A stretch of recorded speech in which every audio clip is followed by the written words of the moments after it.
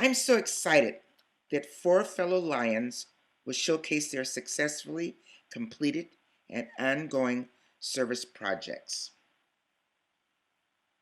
Our first presenter is Lion Elvira Marfil from the Portage Lions Club, which is a very small club that has completed many service projects. The next presentation highlights the SIGN program.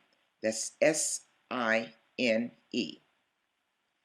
this was orchestrated by the Fremont Lions Club and Ferris State University. And this undertaking was brought to my attention by our audiologist, Lion Peggy Frank. The next presenters are District Governor Ron Lathers and his wife, Marie Leathers. That's Lion Marie Leathers. And they will demonstrate what happens when you think outside of the box. Our last presenter, Lion Kelly Luby, will talk about how she wrote and received a grant from LCI and other ongoing and completed service projects. So let's stay away from what might have been and look at what can be. Because as Lions, we can and we must still serve. Thank you and enjoy. Fellow Lions, my name is Lion Elvie Marfil, Club Service Chairperson. We started our membership this term 2021 with 8 active members and currently increased to 11 quality members. This pandemic did not stop our club to serve not just our community, but others in need. When the state went into a lockdown, the first thing our members did was cut wires, fabrics, elastics, and made it into a face mask. We donated over 1,000 masks to our frontline workers at the Bronson Methodist Hospital, clinics, and healthcare providers.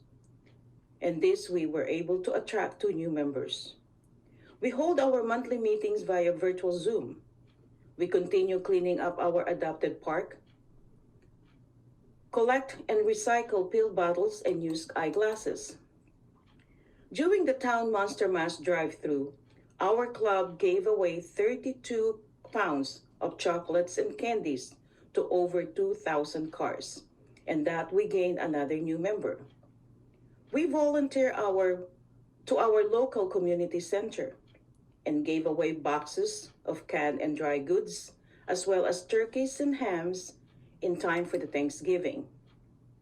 Our club also helped fill up the pantry of Richland Gal Lake Lions Club by donating cans and dry goods. We participated in our town park and recreation first Christmas tree virtual walk and showcased our Lions projects. Our members did their part in decorating the ornaments. Even our district governor, Julie Meyer, came to help. Our club, in collaboration with the Philippine American Association of Southwestern Michigan, collected used blankets, coats, scarves, gloves, and toiletries to donate to the Ministry for Humanity of Kalamazoo. We also participated in peace poster contests, diabetes awareness, and childhood cancer by means of monetary donation, and we joined the Cancer Walk. As of now, we are raising funds by means of selling Lions and Leo's face masks. 100% if the incentive will be donated to LCIF and Campaign 100. Portage Lions will continue to serve. Where there is a need, there is a lion.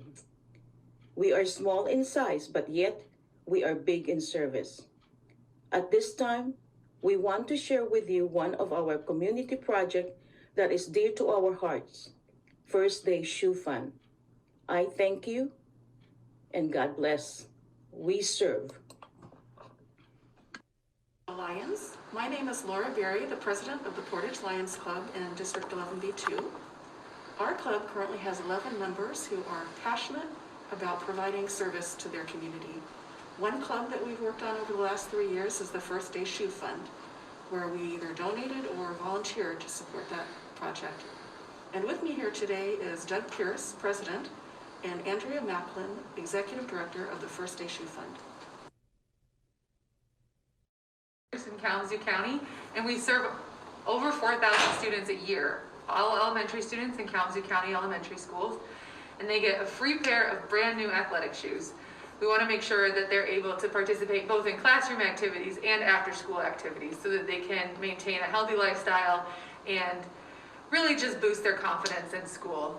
A lot of stories come back from teachers and parents that having a new pair of shoes allows their children to do better in school, to feel better about themselves, and it really improves their self-esteem. So that's one of our main goals.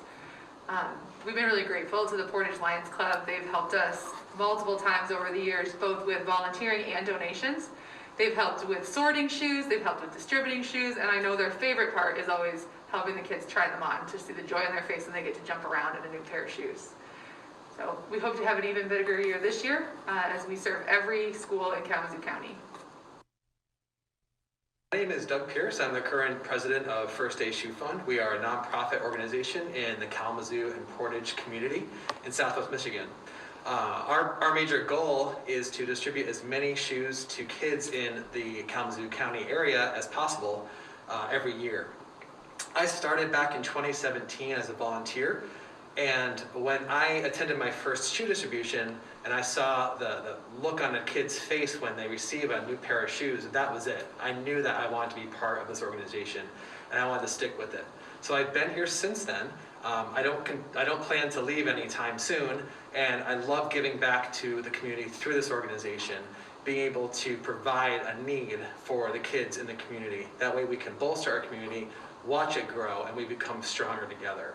The Portage Lions Club has been a big part of this community, of this organization over the past few years, and we're very thankful to them for their continued support, and we look forward to working with the Portage Lions Club over the next few years as we continue to grow and expand our organization.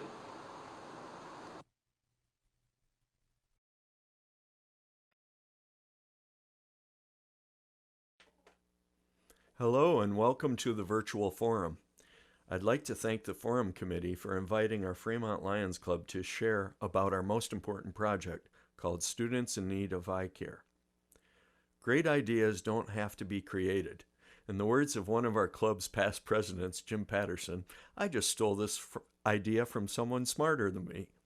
That's the case of our club because this sign project was originated by Dr. Sarah Hinckley with the Mesick Lions Club and the Mesick Consolidated School District, where her father is a Lion and retired 6th grade teacher. Sign has a big, lasting impact on kids and the optometry students who provide them the exams and the opportunity to see clearly. One example of this was when a Hesperia teacher asked her elementary students at Thanksgiving to write down one thing they were thankful for. One student, who had just received new glasses through our program, wrote 2 small words, to see. Here's a photo of Hesperia Community School students wearing their new eyeglasses. Our sign project involves 2 public school districts, the City of Fremont, the Fremont Area Community Foundation, and the 3rd and 4th year optometry students at the College of Optometry at Ferris State University. Sign fills a huge need. This program helps kids learn at their potential, improves self-esteem, and their personal confidence. Good vision is essential for good learning. If students don't get vision correction, they can't possibly keep up with their grades learning level. 2 school systems need teacher involvement to help find the kids in need and then work with parents to get the permission paperwork filled out at the parent-teacher conferences. Our teachers and school counselors are those significant people who will notice sight problems and refer kids for the sign program. If we can provide a way for kids to not have sight barriers to learning, then they will do much better as students as well as future community citizens. This program is expensive, because the Ferris School of Optometry focuses on our kids for a whole day and does nothing else. They shut down their public appointments as well as labs and classes for the junior and senior optometry students. The faculty oversees the exams given to our students. We have done this program with the Michigan College of Optometry at Ferris State University and coordinated by Dr. Sarah Hinckley for similar cost in 2015, 2017, and 2019, which wouldn't be possible without the generous grants we have received from the Gerber Foundation, the Ferris Foundation, and the Fremont Area Community Foundation. SIGN isn't just a Lions project. Our Fremont Lions Club does not have a charitable 501c3 status, so the City of Fremont, which has that charitable status, receives the grant fund money on the Fremont Lions' behalf and pays the bills for our project. Our partnership with our two local school districts, Fremont Public Schools and Hesperia Community Schools, is a key to our success. In 2019, we were able to take 74 kids for examinations, and this gave the 37 Ferris College of Optometry students the experience of examining 2 kids each, which is valuable pediatric exam experience for their education. The need continues for this program. I talked with one of our teachers in January when we were contemplating not doing the same program this year because of COVID, and she begged us not to postpone the program because the health department had canceled the student eye screening program for their public school district in order to focus on vaccine distribution. I borrowed this theme from the Tesla Rock ballad you may remember from 30 years ago. We know all Lions clubs can't set up busloads of kids to take to the Michigan College of Optometry. What would make us really happy is if you would take the spirit and concepts of what our club has done and repeat it in your area with local eye care professionals who would be involved in however you might set up your program. One of the most rewarding outcomes of our Fremont Lions Club SIGN program is that a new eye doctor set up a new optometry office in Fremont. Turns out this doctor had been a student at Ferris when we had brought our kids there in 2017. This doctor now is a Fremont Lion and serves on our club's SIGN committee. He has been particularly helpful in getting follow-up care completed for the kids who need this, when in the past calls from our committee were ignored by parents. If you don't already have an eye doctor on your club roster, go recruit one.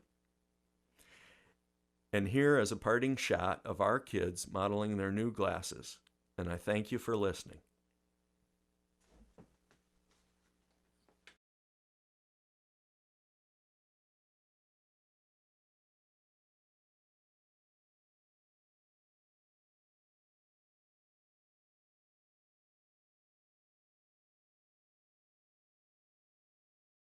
Good morning. I'm Marie Leathers, Service Chair for District 11E2, and I'm here with District Governor Rod Leathers, who did a fundraiser that raised $9,000, which will be used to serve children with cancer and their families all over Michigan. Good morning, Governor Rod. Good morning, and thank you for inviting me to speak today. I hope you're all enjoying the forum. Can you tell us how you came up with such a successful fundraiser? Well, back when COVID hit, it changed the way we could do things, and it stopped a lot of our major fundraisers. I was trying to think of a way to help out the 3 nonprofit organizations that our state supports for pediatric cancer: Camp Quality, Maggie Wigs for Kids, and Kids Kicking Cancer, so they could continue serving children with cancer. All of a sudden, the light bulb came on, and I came up with an idea. By the time the barbershops opened back up, I hadn't had a haircut since January, and I already had quite a shaggy mane. So maybe I could do a fundraiser by having my hair, mustache, beard shaved. Now we had to figure out how to promote it.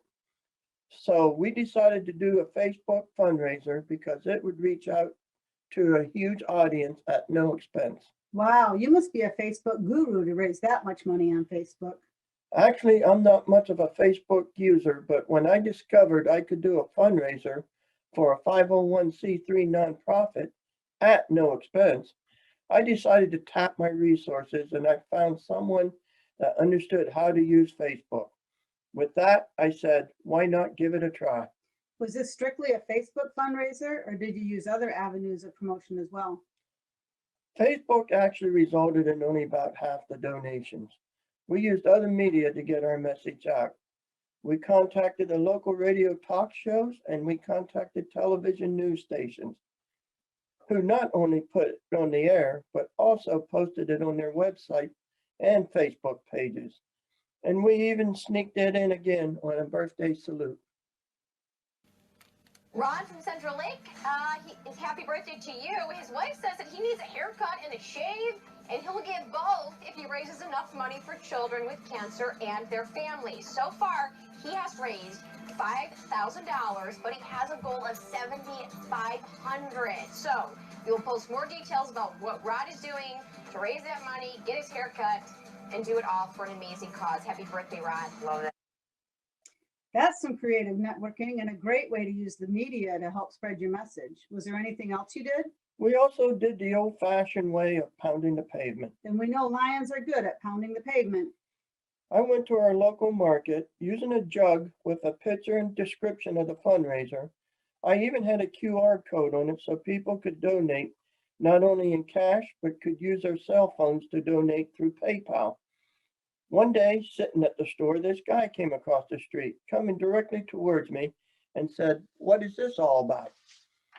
I chuckled and scratched my head and said, "I need a haircut and I need one badly. Would you like to help?" He replied, "You're that guy.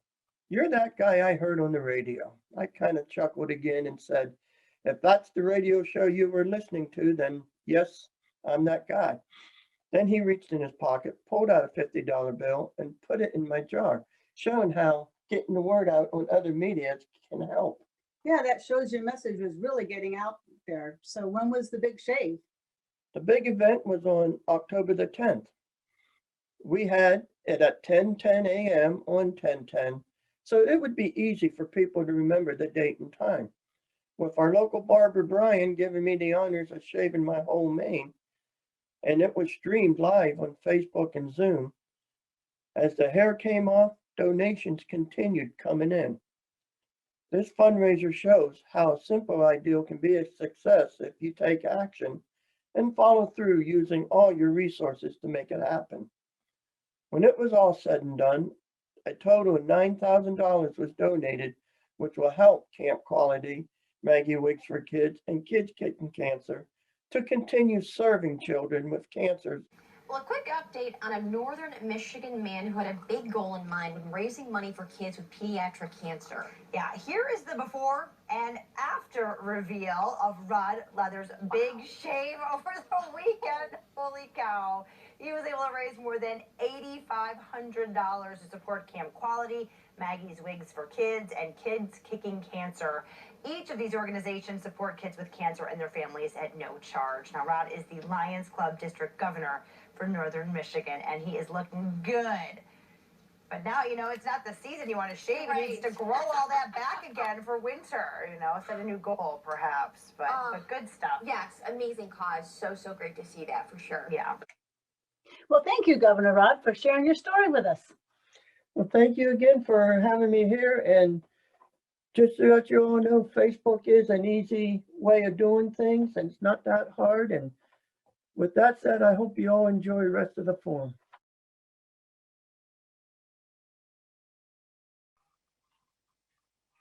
Good morning, everybody. This is Kelly from the Jackson County Professional Virtual Lions Club. I am our president of our club, and we are also a new club. We formed during the pandemic. My discussion today is going to be on what we did to do our part in our community with the COVID pandemic for 2020. We first started with what are we going to do in our area to help the people in our community. My daughter, who is a essential workers told me, Mom, I have to wear the same face mask for 1 week at a time. We have no hand sanitizer in our office. I just don't know what to do. So I came up with the idea of let's write a grant. LCIF has wonderful grants that you can get if you just simply apply. I had no idea what I was doing writing a grant. Lo and behold, after 3 times, which is 3 times a charm, I was awarded a $10,000 grant for our community. With that grant, we partnered with a local brewery, Grand River, to make hand sanitizer. We distributed over 2,000 bottles to the essential workers in our community. It was a challenge working with all of the volunteers to get this done in a timely fashion, but we did manage. We also donated to local hometown heroes. The Crazy Cowboy had a mask project where they made over 1,500 masks, who the owner of the Crazy Cowboy is also my daughter and a lion of our club. She decided that she wanted to make a difference in the community, so we partnered with her and were able to give her part of our grant. Also, R&L Coding, his name is Ruben. He took time of his own to make 3D mask straps to partner with the masks. Over 15 were made and donated. All of this was done and donated from the grant of the $10,000 to make this possible. Some clubs that helped volunteer in the project were Jackson Virtual, Michigan Center Lioness Lions Club, and the Southeast Quest. The pictures here are the production. You can see the little lids that went on the bottles. That was a quite challenge. We had to stick all those little straws in the caps, and we actually tipped over a box of probably about 500 of them, and we had to pick them all up and clean them again. We had a really great time making the hand sanitizer. This was delivery day. For the delivery, we partnered with a few other people to help supply the hand sanitizer. My grandson also asked if he could be part of the distribution, and he actually came out and helped us, and his job was to count all the hand sanitizers and put them in a box. So after the grant, I just wanted to share real quick that all of us as Lions, we need to do our part, because if it wouldn't be for Lions donating to LCIF, we would not be able to get this grant. So every single one of us that are Lions do our part by doing donations to LCIF. And if you're not doing that, just $10 a month helps so much with grants. We also partnered with the American Red Cross in our community, which we hosted a blood drive. We collected 30 bags of blood, and Red Cross actually paid us $10 for a bag of blood. That money that we collected was set to stay in a bank with American Red Cross, and we can use that at a later time to pay a third-party vendor. And since we're a new club, we do not have a lot of things such as banners, t-shirts, all of the kind of thing that those clubs have that are established. So this is a great way to partner in your community, to raise some blood, and also get some money in your bank that is held by Red Cross to pay your third-party vendor. And if you would like to get registered with Red Cross to do one of these events, you just call 1-800-RED-CROSS. And they can set you up and put you in contact with somebody local in your area. So our blood drive, again, we are doing another one here coming up. This is how we advertise, but it's all done through Red Cross. They send us all of the information, and all we have to do is go out in the area and hit the pavement, as they say, and put up the signs to let everybody know there's a blood drive in your area. So our next one we're going to be doing is going to be in March 17th. Here, and we're hoping to get another 30 donors, because anything after 30 you get an extra $10. So it'd be great if we could get 50, and that would be at $500 in our account with the Red Cross. So thank you again, but I really enjoy working with the Lions and doing our part in our community to help serve and make things better in our community. Thank you.